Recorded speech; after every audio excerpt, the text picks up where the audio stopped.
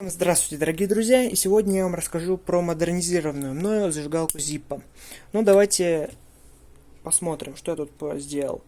Во-первых, я убрал зазор между корпусом и крышкой, частично. И поэтому... Что поэтому? Поэтому бензин должен испаряться намного-намного меньше. Во-вторых, я исправил люфт, точнее убрал его, то есть... Все, его нету. Убрал это дребезжащее ведро. Ну и давайте послушаем звук зажигалки.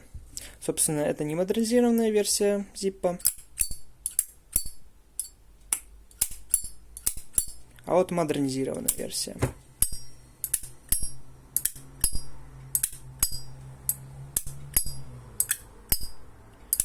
Всем спасибо за внимание. До встречи.